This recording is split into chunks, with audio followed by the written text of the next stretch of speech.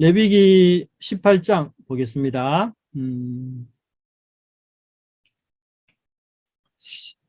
근본적으로 레위기 18장, 19장, 20장은 사실은 이제 그 이방 풍습 쫓는 것에 대한 하나님의 경고가 많이 나와요. 그 중에서도 특별히 성범죄에 대한 내용이 거의 주를 이루고 있습니다. 특별히 이제 우리가 이 레위기를 두 부분으로 나눈다면 1장부터 17장 그리고 18장부터 27장 이렇게 나눌 수 있는데, 이 18장부터 27장은 뭘 뜻하는가 하면 제의법이라기보다는 앞에까지는 제의법이죠. 특별히 이제 16장이 대속죄를 근거로 끝이 나잖아요. 그래서 제의법에 집중해 있다면 이제 18장부터는 제의법이 아니고 윤리예요, 윤리. 그래서 거룩한 삶은 제의와 함께 윤리가 함께 가는 거다. 이걸 지금 여기서 많이 강조하고 있습니다. 그래서 여기서도 굉장히 중요한 핵심이 뭔가 하면, 거룩을 닮아서 거룩을 반영하는, 하나님의 거룩을 반영하는 구별된 삶을 살아야 된다. 이게 여기 나오는 굉장히 중요한 핵심이에요. 근데 그 구별은 어떤 관계 속에서 구별이냐? 결혼과 가정생활, 성적인 생활에서도 구별되어야 되고요. 그 다음에 이웃을 대하는 생활에서도 구별되어야 되고요. 그 다음에 예배 생활 속에서도 구별되어야 되고, 안식일, 희년, 구별되어야 돼요. 다. 그리고 이 구별을 못하면 바로 저주를 받게 된다.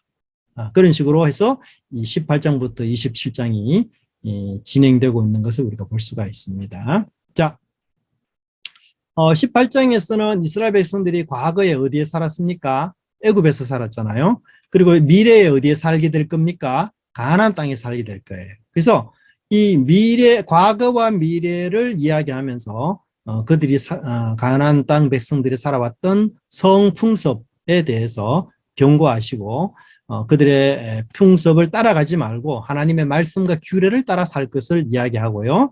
그렇지 못하다면 약속의 땅에서 토하여 낼 것이다 라고 경고하는 것으로 18장이 나옵니다. 자, 18장 본문의 구절을 보시면 재밌게도 경고와 결론적 경고, 서론적 경고와 결론적 경고 이렇게 나오고요. 재밌는 것은 이 서론적 결론에도 우상숭배에 대한 얘기가 나오고요. 이 결론적 경고에도 우상숭배에 대한 얘기가 나와요. 그래서 이 우상숭배라는 테두리 안에 이 성범죄를 포함시켜요. 그렇게 함으로써 제의와 윤리가 무관하지 않다라는 것을 여기서 말해주고 있습니다. 그래서 가운데는 이제 근친상간의 성범죄와 기타 다른 성범죄들, 이것을 항목별로 그렇게 이야기해 놓은 것을 볼 수 있고요. 이제 18장을 보면은 이제 언약 체결 형태로 되어 있어요. 언약 체결. 언약 체결이 보통 이제 5가지 혹은 6가지 정도 그 근간이 골격이 있어요. 서문, 역사적 회상, 기본 요건, 축복, 세부 요건, 저주 이런 식으로. 근데 이 패턴을 레위기 18장이 거의 유사하게 따르고 있고, 이 패턴을 또 따르고 있는 게 출애굽기 20장이에요. 그래서 이것은 마치 출애굽기 20장의 언약 체결과도 맞먹는 그 정도의 비중이 있는 체결이다, 언약이다. 이렇게까지 말할 정도로 중요한 것임을 드러내기 위해서 그런 구조, 언약 체결에 대한 구조를 18장이 그대로 갖고 있습니다. 그래서 마치 그 십계명과 동일한 차원에서 이스라엘이 반드시 지켜야 된다. 그것을 여기 보여주고 있어요. 또 18장 내용은 주로 근친상간의 죄와 성범죄와 기타 여러 성범죄를 다루고 있는데요. 그 이유는 뭔가 하면 이제 가정이라는 것이 굉장히 중요하잖아요. 근데 이 가정에서 성도덕이 무너지면 이 사회까지도 공동체가 붕괴되는 건 아주 쉽게 붕괴될 수 있고요. 또 가정에서 근간을 이루는 게 생명이잖아요. 생명. 그래서 이 생명을 어떻게 다루느냐. 그러니까 이게 성도덕은, 성범죄는 생명하고도 연관이 돼요. 그렇기 때문에 그 생명을 어떻게 취급해야 되느냐, 그런 것과 연결되고 있는 것을 볼 수가 있습니다. 자, 그 다음에 20장도 성범죄에 대한 얘기가 나와요. 그래서 18장, 20장이 성범죄에 대한 내용이 나옵니다. 거의 유사한 내용이 반복이 돼요. 근데 초점이 달라요. 18장은 성범죄를 하지 말라는 쪽에 초점이 있는가 하면 20장은 이런 성범죄에는 이런 형벌이 따른다. 예, 그래서 형벌을 핵심을 줘요. 18장에는 형벌이 거의 나오지 않아요. 어떤 형벌이, 이런 범죄 속에는 어떤 형벌이 있는지를 이야기하지 않아요. 근데 20장에서는 이런 성범죄에 대해서는 거의 한 서너 가지 형벌이 나옵니다. 뭐 돌로 쳐서 죽이라든지, 그다음에 그 자식이 없을 것이라든지, 하나님의 백성 중에 끊어지게 할 것이라든지, 이런 식으로 형벌이 나와요. 그래서 그런 점에서 18장과 20장이 다르고요. 가운데 19장은 이제 이스라엘 백성들이 삶 속에서 지켜나가야 될 이웃과의 관계의 삶 속에서 이런 성범죄를 저지르면 안 되지만 19장에서는 이렇게 살아야 된다. 근데 그 19장의 가장 중요한 핵심은 뭔가 하면 이웃의 약자들을 배려하는 것이 가장 중요한 초점이에요. 19장에서. 그래서 19장의 서론이 어떻게 나오는가 하면 내 부모를 공경하라는 말이 가장 먼저 서론으로 나오고요. 19장의 마지막이 나그네를 사랑하라는 말로 끝이 나요. 그래서 부모와 나그네를 사랑하라는 말이 뭔가 좀 안 맞는 것 같은데, 부모는 약한 자가 아니잖아요. 근데 나그네는 분명히 약한 자거든요. 근데 19장 그 초반부에 말하는 부모도 그 사실 약자예요. 근데 재밌게도 그 여러분 출애굽기에 보면 내 부모를 공경하라는 말이 나오잖아요. 십계명에. 그때에 아버지와 어머니 중에서 어느 단어가 먼저 나올까요? 출애굽기 20장에서. 내 부모를 공경하라 할 때 아버지가 먼저 나와요. 내 아버지와 내 어머니를 공경하라. 그런데 19장에서는 어머니가 먼저 나와요. 내 어머니를 공경하라. 내 어머니와 아버지를 공경하라고 나와요. 네. 그래서 이 패턴을 따르면 이 어머니가 아마도 나이 많은 부모로 보여져요. 그렇게 해서 연약한 부모에 대한 존경, 이게 바로 이웃을 사랑하는 것이고 하나님 앞에 거룩을 유지하는 것이다. 나그네를 존경할 뿐만 아니라 그렇게 또 19장이 연결이 됩니다. 자, 18장 1절부터 5절은 이제 하나님께서 자신의 규례를 지킬 것을 요구하고 있습니다. 특별히 여러분 18장에서 나는 하나님 여호와라, 이게 모두 6번이 나와요. 6번. 네. 근데 이 말은 원래 십계명에서 나오던 단어거든요. 도입부. 네. 나는 너를 애굽 땅 종되었던 집에서 인도하여 너희 하나님 여호와라. 네. 너희 하나님 여호와라. 이 단어가 이 18장에 6번. 그렇게 해서 이 십계명을 상기하는 그런 암시가 이 속에 포함되어 있는 것을 볼 수 있고요. 그러면 구체적으로 그들이 따르지 말아야 될 내용이 뭐냐면 애굽 땅과 가나안 땅. 네. 근데 이 애굽 땅과 가나안 땅과 연결해서 하체라는 말도 여기 본문에 많이 나오는데요. 이 본문의 근원은 어디에 있는가 하면 바로 창세기 9장에 나오는 함과 연결이 돼요. 함과. 창세기 9장의 함을 보면요. 함이 아비의 하체를 보잖아요. 예, 그것 때문에 이제 저주를 받고 이런 어려움을 당하는데, 거기 나오는 이 단어 하체가 지금 그 18장에 굉장히 많이 나와요. 이 하체는 이제 성관계를 암시하는 단어입니다. 예, 성관계를. 그리고 이제 여기 하체를 보다라는 말도 성관계를 맺다라는 말을 이야기해요. 근데 또 하나는요, 함은 여러분 애굽의 조상이 누군지 아세요? 애굽의 조상. 애굽의 조상이 함입니다. 그리고 가나안의 조상이 누군지 아세요? 함이에요. 함. 함의 아들이 가나안이거든. 예, 그러니까 이 함이라는 존재는 가나안과 애굽이 다 연관된 존재예요.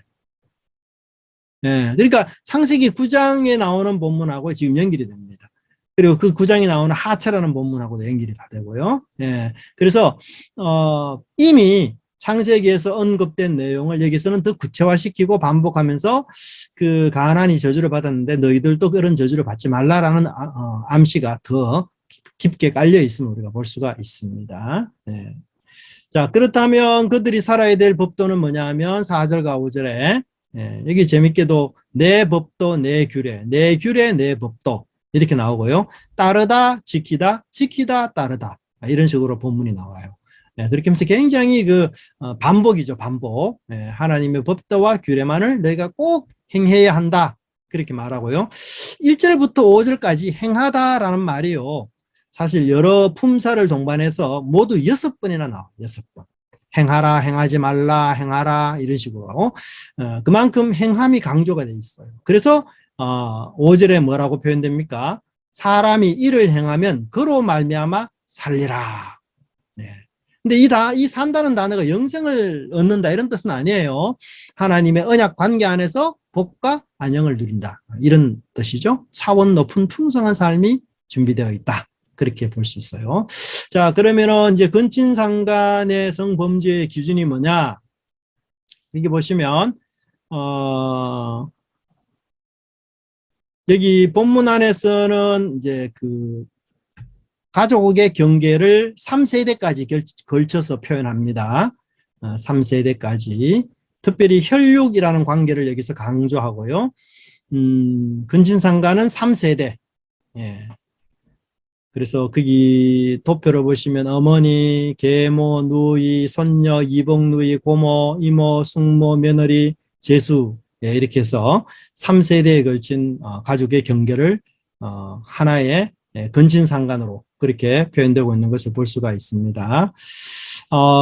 그래서 사실 여기에서 나오는 내용은 가족의 범위를 정해주는 정의이기도 합니다. 가족의 어디까지가 가족이냐 이런 것을 결정하는 그런 중요한 부분이 되고요. 왜 가족이 중요할까요? 이스라엘에는 이제 그 가족별로 유업으로 이어지는 땅의 문제가 있잖아요. 그러니까 당연히 가족의 경계가 정해지지 않으면 이 유업에 대해서 굉장히 혼란스러운 일이 생기게 되는 거죠. 그래서 여러분 슬로브핫의 딸들은 유산을 갖기는 갖되, 그러니까 하나님이 주는 유업을 갖기는 갖되 다른 지파의 남자하고 결혼하지 말라. 이런 단서 조항이 붙잖아요. 왜냐하면 이 슬로바핫의 딸들이 그 땅을 가지고 다른 지파하고 결혼해버리면 다른 지파 땅이 많아지잖아요. 그러니까 그렇게 하지 마라. 만약에 다른 지파하고 결혼하고 싶으면 유업은 포기해라. 이게 이제 그 민수기의 중요한 내용이거든요. 그래서 그런 일들 때문에 가족이라는 테두리는 굉장히 또 중요하고요. 그래서 근친상간의 금지법은 직계, 부계, 모계의 삼촌까지 결혼 대상에서 제외시키는 그런 부분을 볼 수가 있습니다. 자, 가장 먼저 어머니를 이야기하는데요. 이제 어머니에 대한 범죄는 아버지에 대한 범죄로 이야기하는데 그 이유가 뭐죠? 창세기 2장 24절에 보면 둘이 한 몸이다. 그렇죠. 남편과 아내가 한 몸이다. 두 번째는 계모입니다. 내 아버지의 아내라는 말은 계모를 뜻해요. 그래서 친모가 죽고 난 이후에 맞이한 계모나 아니면 일부 다처제 전통에서 존재하는 계모일 수 있어요. 네. 근데 여기서도 아버지의 하체라고 이야기해요. 근데 이 계모를 범하는 사람이 아들입니다. 그렇죠? 내 아버지의 이렇게 표현되고 있으니까. 그래서 근데 성경에 이런 일들이 있잖아요. 압살롬이 다윗의 첩들과 관계를 가지고 또 르우벤이 야곱의 첩 빌하와 또 동침하는 관계를 가지죠. 근데 그 금지 명령이 되어지고 있고요. 여기 누이라는 것은 어떤 누이를 이야기하는가 하면 그 이복 형제가 아니에요. 그 자식을 가진 남자와 여자와 결혼하고 재혼해서 그 과정 속에 생긴 자녀가 바로 누이입니다. 그래서 밖에서 낳던이라는 말은 재혼 관계가 형성되기 전에 낳은 자녀고요. 집에서 낳던이라는 말은 이제 재혼해서 임신해서 생긴 자녀들. 이게 굉장히 독특하죠, 그죠? 사실 피부치는 아니잖아요. 은밀한 의미에서. 그런데도 여기서는 가족으로 규정을 놓고 이 가족의 그 관계를 성적인 관계를 하지 말라.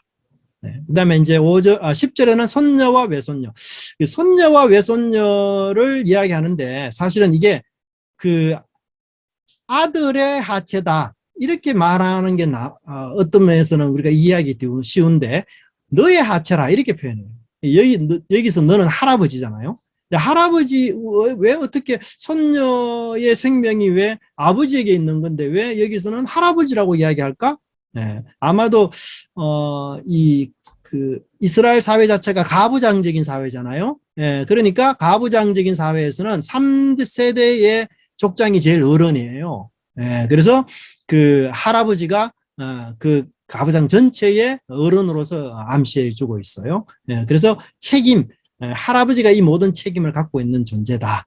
그런 뜻을 여기서 포함하고 있고요. 뿐만 아니라 이제 할아버지와 이런 관계가 있게 되면은 그 가정 내의 역할이나 지위가 얼마나 문란하겠어요. 엄청난 혼란을 초래하는 거죠. 예, 그래서 이거는 있을 수가 없는 그런 일이다. 그 다음에 이제 11절이 바로 배다른 이복 형제입니다. 예, 그래서 11절에 보면 두 번이나 내 아버지 아내의 딸, 너의 아버지의 낳은 자, 이렇게 되어 있기 때문에 이복 형제 자매예요. 예. 자, 근데 이제 우리도 뭐 성경에 암논이 이복 동생 다말을 성폭행하잖아요. 그죠? 예. 그래서 이런 부분에 대한 얘기고, 이제 고모와 이모의 하체. 고모는 아버지의 살붙이라고 이야기하고요. 이모는 어머니의 살붙이. 여기 살붙이라는 말은 피붙이 혹은 고륙지친의 의미가 있어. 굉장히 가까운 사이를 이야기합니다. 굉장히 가까운 사이. 네. 그 다음에 숙모도 마찬가지입니다. 숙모 같은 경우는 이제 삼촌의 아내에게 가까이 하지 마라. 네. 아버지 형제의 아내 가까이 하지 마라. 이 가까이 하지 말라는 얘기는 성범죄에 대한 그 금지를 굉장히 많이 강조하고 있습니다. 예, 또 벌거벗음을 드러내지 마라. 이런 표현들도 강조하고 있는 표현들로 우리가 볼 수 있고요. 형제의 아내도 마찬가지입니다. 왜냐하면 이제 함께 생명을 만드는 근원이기 때문에 그런 거죠. 네. 자, 그 다음 이제 17절부터는 요것과 조금 예외적인 다른 성범죄를 뜻하고 있어요. 네. 여기서도 특별히 이 성범죄는 인간의 생명 근원을 침해하는 것이다. 예를 들어서 뭐 생리 중의 여인 혹은 몰래에게 자식을 주지 못하게 하는 규정, 이런 것들이 사실은 어떤 성적인 것과는 크게 문제가 없는데, 그것에 대한 근거는 생명을 어떻게 취급하느냐. 성에 대한 어떤 성적인 문제는 뭐 거기에 즐거움 뭐 여러 가지가 있겠지만 그 중에 또 하나가 생명이라는 문제를 좌시할 수 없죠. 그래서 그 생명에 대한 문제를 또 다루고 있는 것을 볼 수 있습니다.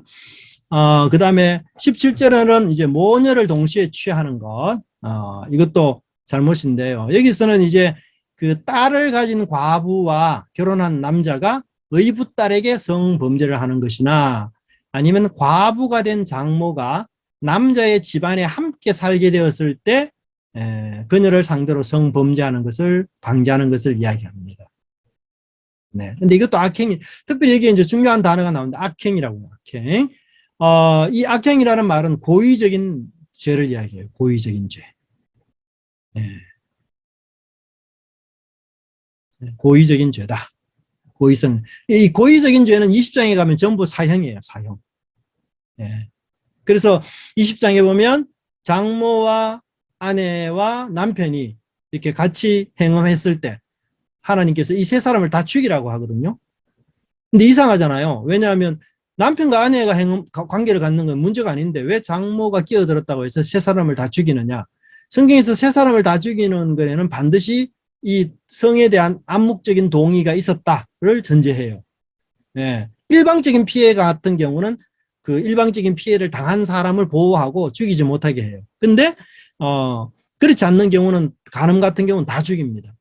왜 간음을 죽이는가 하면 서로 동의했기 때문에. 악한 죄를. 그래서 모든 사람이 죽거든요. 심판합니다. 자, 그 다음에 18절을 보시면 처제. 처제도 뭐 마찬가지죠. 근데 이유를 여기서는 좀 더 구체화시키고 있는데 아내의 질투를 유발하고 두 번째는 아내의 생명 권한을 무시하기 때문이다. 월경 중에 있는 여인은 물론 우리가 이제 레위기 15장에 보면 피가 부정한 거기 때문에 흘리게 되면 그래서 부정해져서 접촉하지 말라는 얘기도 되겠지만 이제 19절에서는 아마도 이게 역시 피가 생명을 뜻하기 때문에 즉 생명의 권한을 역시 침해하는 것이기 때문에 그렇게 해서 설명을 하고 있습니다. 이웃의 아내 같은 경우는 이웃의 부부를 짝지어준 분이 하나님이기 때문에 그런 거고요. 그 다음에 몰렉에게는 아주 그 잘못된 이야기죠. 자, 여기에 20절에 나오는 것과 21절이 어떻게 연결이 되는가를 좀 잘 보면 좋을 것 같아요. 자, 20절에 우선 단어적으로 내 이웃의 아내와 동침함으로 설정함으로 요 설정하다라는 단어가 씨라는 단어예요. 씨. 예. 그리고 21절에 이 단어가 어떻게 나오는가 하면 자녀라는 단어로 나와요. 그래서 20절과 21절은 연결됩니다. 설정, 자녀. 예. 자, 그럼 어떻게 주제적으로 연결되는가? 20절은 잘못된 자녀 출산을 방지하려고 하는 것이에요. 저 이웃의 아내와 동침하는 것도 문제지만 그 사이에서 사생아가 태어났을 경우 얼마나 그 아이가 끔찍한 삶을 살겠습니까? 경멸의 대상이죠. 그죠? 예. 그런 이 부차적인 방지가 분명히 필요하고요. 그 다음에 21절에서는 이미 태어난 자식을 우상에게 바치면 안 된다. 그걸 뜻해요. 그래서 20절은 아이가 잘못 출산하지 않도록 하나님이 준 이 고귀한 생명이 잘못된 방식으로 출산하여서 멸시와 경멸의 대상이 되지 않도록 하는 이런 조치라고 한다면 21절은 이미 태어난 아이를 우상에게 바쳐서 죽음에 이르게 하는 것은 너무나도 잘못된 범죄다. 그렇게 설명해요. 그래서 그렇게 연결시키고요. 결국 이 몰렉은 어떤 의미에서 우리 인간의 끝없는 욕망으로 볼 수가 있습니다. 그래서 18장을 보시면 이 몰렉 숭배 뒤에 동성애, 수간 같이 따라 나와요. 근데 이게 모두 그 씨와 연관이 있습니다. 후손. 몰렉은 이미 태어난 이 후손을 이 우상에게 바치는 행위고요. 동성애는 씨가 나오지 않는 상태인데 마치 그 씨가 전혀 나오지 않는 상황이죠. 그 수간은 뭡니까? 종 간의 이 교란, 섞임이기 때문에 여기도 역시 씨가 문제가 돼요. 네. 그래서 이런 모든 것들은 이제 그 끔찍한 그 욕망의 숭배라고 그렇게 볼 수가 있습니다. 네. 자, 특별히 22절에 동성애를 가정한 일로 보죠. 가정한. 이 가정하다는 말이 22절부터 이 30절까지 5번 나오는데요. 이 창조 질서를 혼란케 한다는 것과 유사한 단어. 그래서 뒤에 보면 수간에 23절에 보면은 문란하다라는 단어하고 유사합니다. 문란. 이 문란이라는 말이 바로 뒤섞다, 혼란스럽게 만들다. 그래서 하나님의 창조를 역행하고 뒤집는 것을 뜻해요. 자, 그리고는 이제 그렇게 하지 않으면 너희들이 이 땅에서 토하여 낼 것이다. 하나님이 경고하고요. 그래서 하나님께서 이스라엘 백성들을 가나안 땅을 주시는 가장 궁극적인 이유는 그쪽에서 그 속에서 구별된 삶을 살기 위한 조치라 것을 설명해 주고 있고요. 그다음 19장에서는 특별히 가난하고 약한 자들, 나그네들 이런 사람들에 대한 관심, 사랑 그것을 굉장히 많이 강조하고 있습니다. 네. 그래서 하나님 앞에 거룩한 삶, 구별된 삶은 뭐냐? 함께 살아가고 있는 사람에 대해서 올바른 관계를 가지는 것이다. 그것을 여기서 뜻하고 있어요. 자, 한 가지만 하고 마칠게요. 그 19장 3절과 4절 하고요. 그 다음에 19장 30절과 32절이 유사한 그 구조로 되어 있어요. 3절과 4절에 보시면 제일 먼저 부모 경외, 특별히 어머니에 대한 경외가 나오고요. 두 번째는 안식일 준수가 나와요. 3절과 4절. 세 번째는 우상숭배에 대한 얘기가 나오죠. 맞죠? 예. 근데 19장 30절을 보세요. 30절부터 보시면 안식일에 대한 얘기가 나와요. 안식일을 지키고 내 성소를 귀히 여겨라. 31절을 보시면 우상숭배에 대한 얘기가 나와요. 그리고 마지막 32절에 보면은 노인 공경에 대한 얘기가 나와요. 네. 그러니까 이게 3절과 4절 앞부분에서는 부모 경외, 안식일 준수, 이 우상 숭배하지 마라. 그죠? 근데 마지막 30절부터 32절도 안식일 준수. 그다음에 신접한 자와 박수를 믿지 말라. 그다음에 노인 공경. 요 세 가지로 나와요. 재미있게. 그러니까 유사하죠. 그죠? 네. 그래서 어떻게 연결이 되는가 하면 안식일 준수. 부모 경외, 노인 공경. 신접한 자와 박수를 믿지 말라. 헛된 우상에게 전하지 말라. 이게 연결이 돼요. 네. 그렇죠. 근데 가만히 보시면 여러분 이 19장도 십계명을 엄청 많이 반영하는 부분이거든요. 근데 우리가 십계명은 제일 먼저 하나님을 사랑하는 계명이 먼저 나오고 그다음에 이웃과의 관계가 나온다면 여기 레위기 19장에서는 그게 아니고 제일 먼저 부모 공경부터 나와요. 우상숭배는 뒤에 나와. 너무너무 놀랍죠. 예. 그리고 그 부모는 바로 제가 설명한 것처럼 약자와 연결이 되어 있어요. 약자와. 그래서 이 19장 전체가 약자와 가난한 자와 또 나그네와 이런 사람들에 대해서 어떻게 너희들이 대우하고 그들을 사랑으로 인도할 것인가. 그걸 여기서 많이 강조하고 있습니다. 그래서 그 13절을 보시면 19장 이웃을 억압하지 말고 착취하지 말라. 네. 역시 여기도 고용인과 고용주 사이에 나오는 내용입니다. 네. 억압이라는 건 뭔가 하면 갔다가 내일 다시 오라. 갔다가 내일 다시 오라. 이게 억압이고요. 착취는 뭔가 하면 내가 가지고 있지만 너에게는 안 주겠다. 이게 착취라고 해요. 억압은 계속해서 미루는 거예요. 근데 품삯을 미루면 그 품삯은 그 하루를 살 수 있는 유일한 그 재산인데 그걸 미루면 이 사람이 살 수가 없거든요. 근데 사실 우리나라 외국인 근로자들이 이런 행패들을 많이 당해요, 사실. 네, 그래서 제가 우리 그 김건준 교수님 책을 읽다가 재미난 건 아니지만 시를 하나 보고는 한번 읽어드릴게요. 우리 세 식구의 밥줄을 지우고 있는 사장님은 나의 하늘이다. 프레스에 찍힌 손을 부여안고 병원으로 갔을 때 손을 붙일 수도 병신을 만들 수도 있는 의사 선생님은 나의 하늘이다. 2달째 임금이 막히고 노조를 결성하다 경찰서 끌려가 세상에 죄 한 번 짓지 않는 우리를 감옥소에 집어넣는다는 경찰관님은 항시 두려운 하늘이다. 죄인을 만들 수도 살릴 수 있는 판검사님은 무서운 하늘이다. 관청에 앉아서 흥하게도 망하게도 할 수 있는 관리들은 겁나는 하늘이다. 높은 사람, 힘 있는 사람, 돈 많은 사람은 모두 하늘처럼 뵌다.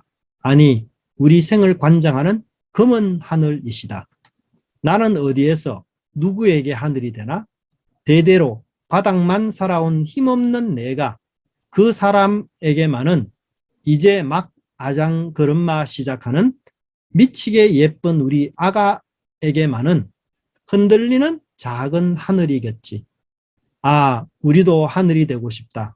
짓누르는 먹구름 하늘이 아닌 서로를 받쳐주는 우리 모두가 서로에게 푸른 하늘이 되는 그런 세상이고 싶다. 네. 의미가 있죠, 그죠? 네. 그래서, 이 본문, 이 19장이 그런 내용 굉장히 많이 함축하고 있어요. 네. 그래서 왜냐하면 이 19장의 근본은 내가 너를 애굽 땅 종되었던 집에서 나그네 되었던 집에서 인도하여낸 하나님이기 때문에 너는 그 땅에 갔을 때 항상 나그네를 생각해라. 이게 이 19장의 가장 중요한 주안점이에요. 네, 그래서 이 19장은 무려 어떤 내용까지 있는가 하면 같이 사는 나그네지만 하나님 믿지 않는 사람에게까지도 똑같이 대하고 내가 낳은 자녀처럼 사랑하고 나처럼 사랑해라. 이렇게까지 이야기해요. 너무너무 놀라워요. 네. 그래서 이들에 대한 사랑과 또 그 섬김을 그래서 땅 모퉁이 같은 경우도 남기지 말고 추수 다 하지 마라, 열매도 따지 마라 이런 얘기도 다 가난한 자 나그네에 대한 배려거든요. 예, 그래서 그런 것들에 대한 내용들을 여기서 많이 설명하고 있기 때문에 우리가 묵상할 때 이런 부분들을 보면서 좀 많이 약자들에 대해서 그렇게 좀 생각하는 부분들이 있으면 좋겠다 그 생각이 좀 들어요. 네, 이상입니다.